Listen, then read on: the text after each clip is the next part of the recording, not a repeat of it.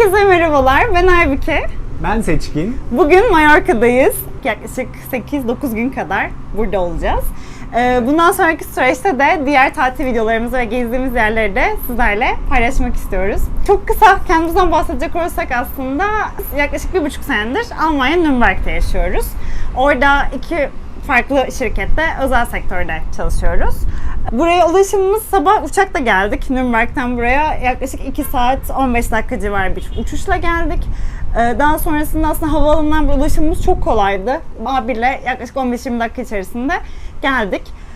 Kaldığımız otel neydi? Otel Costa Azul kaldığımız Otel otel. Costa, aynen. Şu an 6. Costa Azul. katındayız. Güzel bir manzara var. Yani oteli gördüğünüz seçme sebeplerimizden bir tanesi de oydu. Güzel bir manzarası olması. Otelin geri kalan kısmını çok beğendik. Belki ilerleyen kısımlarında onları da sizinle paylaşırız. Oraları da çekeriz. O zaman seyahate Başlayalım. başlayalım.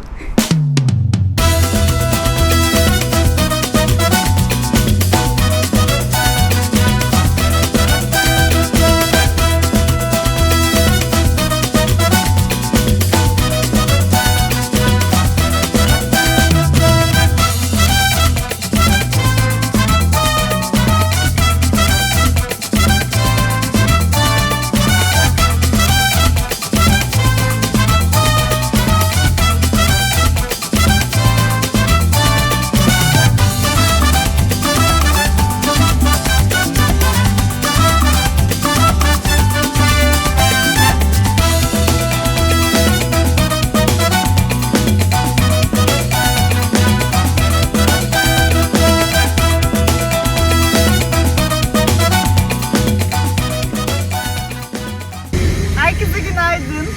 Şimdi kahvaltımızı yaptık. Sahilden çok güzel palmiyeli bir yoldan Belver Kalesi'ne doğru gidiyoruz. Bugün önce kaleye çıkacağız. Kalede birazcık fotoğraf çekileceğiz. Etrafı görmek istiyoruz. Daha sonrasında da kalede Mayor denen çok güzel bir beach'e gideceğiz. Orada da belki sizinle birkaç görüntü paylaşırız. Şimdi bu güzel manzarayı size de paylaşalım istedik. Kalede görüşürüz.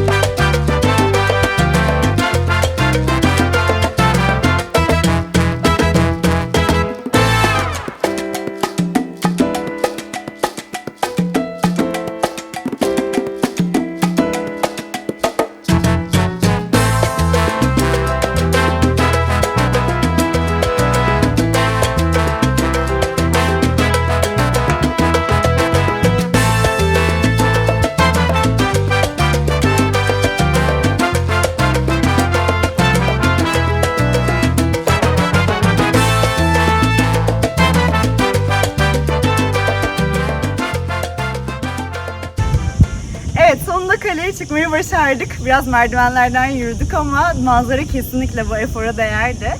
Şu anda Mallorca'nın Belver Kalesi'ndeyiz. Burası 1300 yılında Mallorca'nın kralı tarafından yapılmış bir yer. Şehrin oldukça üstünde yer aldığı için hem denizden hem karadan gelecek olan saldırıları görebilmek için aslında yapılmış. Manzarası da gerçekten çok güzel. Yani şehri panoramik olarak görmek isterseniz buraya çıkmanızı tavsiye ederiz. Giriş ücreti kişi başı biz 4 euro ödedik. Ama girerken fark ettik ki pazar günü gelirseniz eğer ücretsiz de girebiliyormuşsunuz. Eğer planınızı ona göre yapabilirseniz sizin de aklınızda bulunsun. Biz şimdi manzaranın keyfini çıkarmaya devam edelim. Tekrar görüşürüz.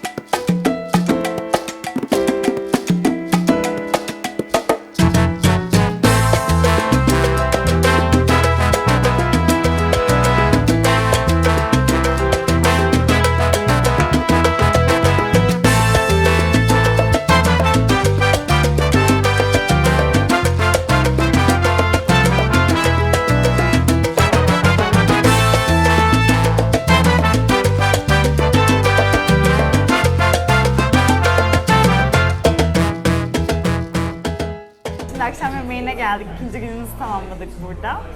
Biraz İspanyol lezzetlerini denemek istedik açıkçası. O yüzden de biraz araştırma yaptıktan sonra Fervor diye bir yere geldik. Yemekleri özellikle paella'sı çok meşhurmuş buranın. Şimdi paella'mızı beklerken önden bir şeyler yemek istedik. O yüzden starch olarak da bu acı tatlı soslu karidesimiz, bir de kalamarımız var. Burada İspanya'ya özgü paella'da aslında farklı çeşitler var. Biz deniz ürünlerini tercih ettik ama isterseniz siz tavuklu ya da etli de söyleyebiliyorsunuz. Ama biz gelmişken tabii ki deniz ürünlerinden yemek istedik. Ortamı da çok güzel buranın. Gelirseniz kesinlikle uğramadan geçmeyin diyoruz. O zaman biz paella'mızı beklerken yavaş yavaş starterlerle başlayalım. Daha sonra yemek geldiğinde onu da ayrıca size göstereceğiz.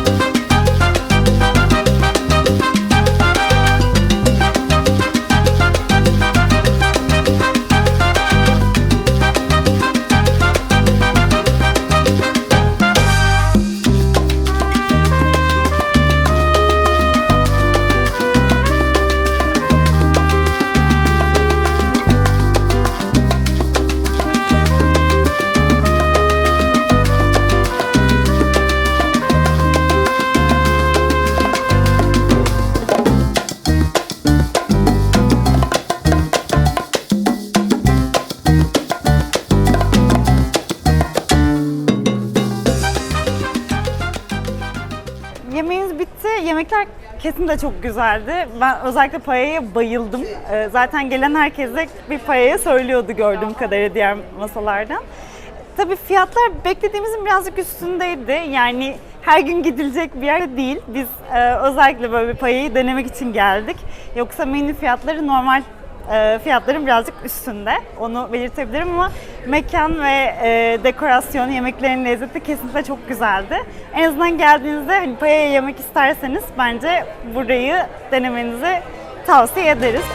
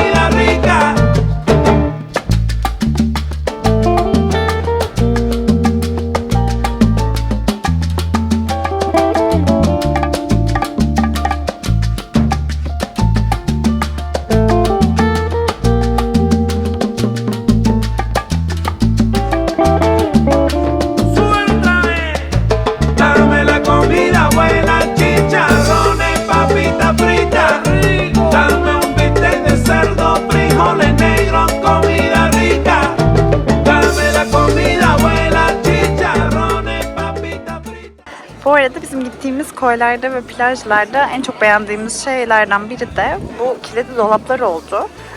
Şemsiye ve şezlong kiraladığınız zaman şemsiyenin altında bu şekilde küçük bir kutu var. Geldiğinizde istediğiniz şifreyi ayarlayıp bu şekilde kilitleyebiliyorsunuz. Denize gittiğinizde herhangi bir endişeniz olmuyor. Kutu bence oldukça büyük bu arada. En azından telefonunuz, cüzdanınız, diğer belki işte kulaklık vesaire varsa, belli miktar paranız varsa onları koymak için oldukça kullanışlı. Size de gösterelim istedik. Bir diğer güzel şey de plajların çoğunda bu şekilde engelliler için de ayrılmış özel yerler var. Şu şekilde göstereyim size. Bunları da geldiğiniz zaman ücretsiz bir şekilde kullanabiliyorsunuz. Biz bunu da çok beğendik. Bueno, sí.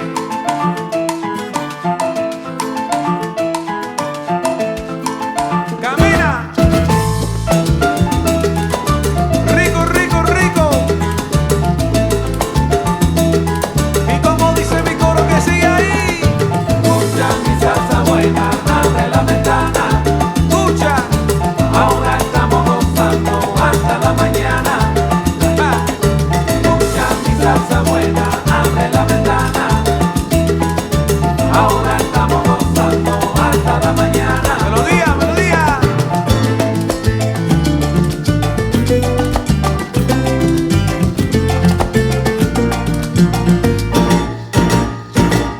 Escucha mi salsa buena, abre la ventana. Ay, escucha mi salsa ahora. Ahora estamos gozando para bailar, para gozar, qué rico está. Escucha mi salsa buena, ay, yo te traigo la salsa buena, es la verdad. Ahora estamos gozando hasta la mañana. Bueno, mira, escucha ahora. Ja. Si escucha mi salsa ahora, mi salsa para bailar, este ritmo tan sabroso, el ritmo para guarachar. Yo te canto con sentimiento y manana te lo voy a dar. Muévese con sabrosura, abre la ventana para respirar. Escucha mi salsa buena, abre la ventana. Ey, yo te traigo la salsa buena. Estamos gozando, ahí nada más que rico está. Escucha mi salsa buena, si yo te traigo mi salsa ahora, estamos gozando, ay nada más. Bueno, escucha de nuevo, mira. Los tambores se están arrollando, la banda está en candela ya, todo el mundo está bailando, ven, ven, mi gente. Soyer'den herkese merhaba. Bugün adanın kuzeybatı kısmına geldik. Çukur şeklinde bir bölgedeyiz aslında şu anda. Bulunduğumuz bölge Soyer treniyle meşhur bir yer. Arkamda birazdan geçecek olan bir ahşap tren çok meşhur burada ve 1912'den beri kullanılan bir trenmiş bu. Eskiden portakal ve limon ticaretinde kullanıldığı için de Orange Express olarak geçiyormuş. Rengi de biraz böyle turuncumsu bir renkte zaten. Bugün aslında çok özel bir planımız yok. Soyer'in sokaklarında kaybolacağız. Çekimler yapacağız. Daha sonrasında ise Valdemosa, buranın bir diğer ünlü kasabalarından Valdemosa'ya gidip orada 1-2 saat gezeceğiz. Oradan sonra da Alcudia tarafındaki otele doğru yol alacağız. Yani adayı yorumlayacak olursak şöyle sanırım. Buranın merkezi Palma. Adanın güney tarafında. Adaya ait tarihi simgelerin bulunduğu yerler var ve aynı zamanda işte merkez, çarşısı burada. Burada vakit geçirebilirsiniz. Adanın koylarını ziyaret etmek istiyorsanız doğu tarafını çok beğendim açıkçası ve doğu tarafında inanılmaz koylar var. Batı tarafında ise gezilmesi, görülmesi gereken böyle tatlı kasabalar, hiking yapabileceğiniz yerler var. Ulaşım hattı toplu taşımada çok geniş ancak saat olarak biraz kısıtlı. Yani akşam dönmek isterseniz 9'dan 10'dan sonra otobüs bulmanız zor olabiliyor. Ama gün içerisinde koylara gitmek için eğer çok fazla bir yerden bir yere gitmeyecekseniz fazlasıyla yeterliydi. Biz yine de biraz daha hızlı hareket edebilelim diye araba kiraladık ve kesinlikle çok daha rahat ettik. Yani fiyatlar da bence geneli oranla normal fiyatlardı. Katıldığımız bir turda rehberin söylediği kadarıyla bu adanın bademleri çok meşhurmuş ve bize kesinlikle bademli dondurma yemeden adadan ayrılmayın dediler. O yüzden fırsat bulursak bademli dondurmasını da yiyeceğiz buranın. Biz şimdi kahvelerimizi yudumlayıp daha sonrasında biraz Soyer'de dolaşacağız. Tekrardan görüşmek üzere.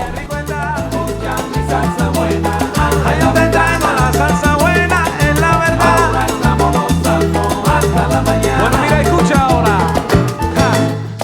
escucha mi salsa ahora, mi salsa para bailar. Çok kısaca bahsetmek istiyorum buradan size. Yine dar sokaklar tabii ki ve buranın özelliği adanın doğayla iç içe kalmasını istemişler. Dolayısıyla buradaki yapıların geneli kum renginde ve panjurlar ise Venedik'te de görebileceğiniz yeşilde ama biraz daha pastele kaçmış olan yeşilde panjurları var. Çok tatlı bir izlenim bırakmış ve adanın dokusu korunmuş. Burası gördüğünüz Yunan adalarından, Beyaz Eylül adalardan biraz daha farklı bir yer. Arkada ise Tramontana dağları görebilirsiniz. Doğayla tamamen iç içe harika, çok tatlı bir kasaba burası Soyer. Candela ya, todo el mundo está bailando, ven, ven, mi gente, vamos a gozar. Muévense con mi ritmo, un paso para adelante y un paso para atrás. Muévense con sabrosura, abre la ventana para respirar. Ah, sí, escucha la salsa que te traigo ahora. Ay, a Nueva York, a La Habana, donde quiera. Sí, yo te traigo la salsa buena para bailar.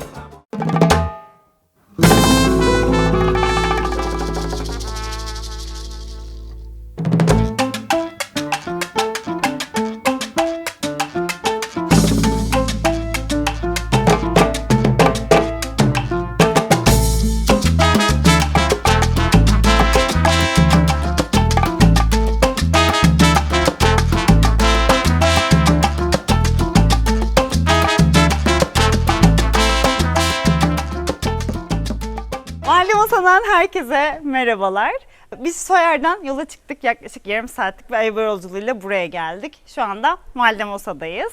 Burası oldukça küçük bir kasaba aslında. Mallorca stili evlerin bulunduğu bir yer. Merkezinde bir kilisesi var. Yaklaşık 5-6 tane restoranın bulunduğu. Ama inanılmaz tatlı sokakların olduğu bir yer. Biz gezerken çok keyif aldık. Ve burada ilginç olarak her gezdiğiniz evin girişinde, mesela şuraya belki bakabiliriz. Bu şekilde küçük mermerlerin üzerine resimler yapıldığını gördük ve her birinde Santa Catalina Thomas Pray for Us yazıyor. Bunları çok tatlı bulduk açıkçası. Burası çok büyük bir yer değil. Küçük, böyle belki hani 1 saat 2 saatin geçirileceği bir yer. Belki bir yemek yiyip bir kahve içilebilecek bir yer ama sokakları kesinlikle çok güzel. Fotoğraf çekmek için bence çok güzel yerler var. Biz şimdi bir kahve içmeye gidelim. Tekrardan görüşürüz.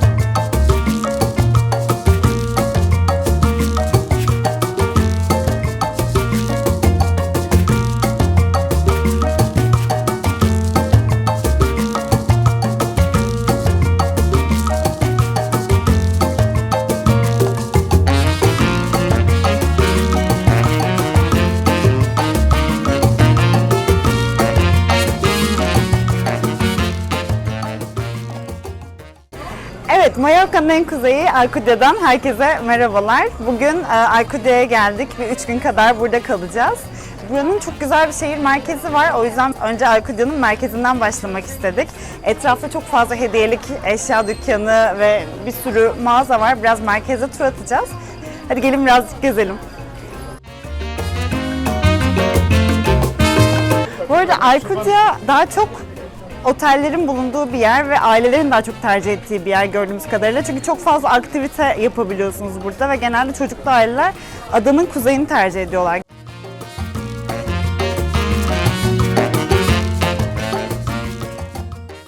Buranın merkezinde bir tane de kilise var ama orası şu anda restorasyonda olduğu için orayı size çekemedik ne yazık ki. Burada gözlemlediğimiz kadarıyla çok fazla böyle yelpaze ve inci satan yer var. Zaten İspanya'nın simgelerinden biri olan böyle yelpazeler çok meşhur. Ve gelen herkes de genelde bir tane alıp onunla beraber geziyor çünkü hava gerçekten çok sıcak.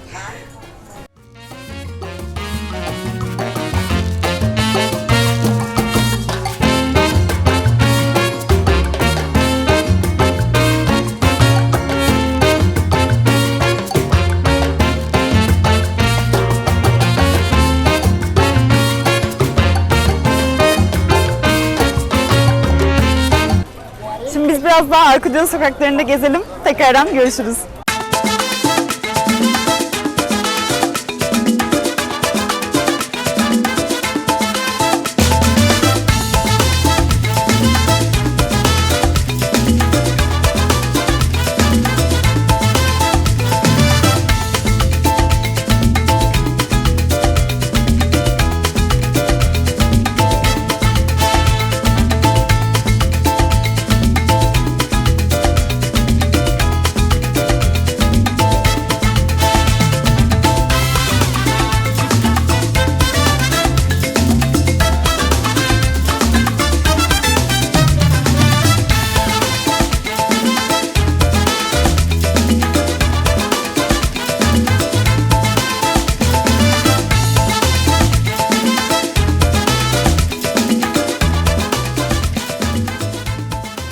Arkudiya şehir merkezini gezmiştik sizinle. Biraz orada dolaştık.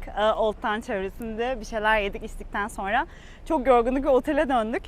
Aslında dün akşamki planımız Formentor'a çıkmaktı. Buranın çok meşhur bir deniz feneri var. Özellikle gün batımı için çok güzel olduğunu duyduk ama derken bir sürprizle karşılaştık. Arabayla gidiş kapatılmış. O yüzden siz de gelmeyi düşünürseniz ve arabayla gitmek isterseniz sadece tur otobüsleri ve bisikletlerle gidebiliyormuşsunuz.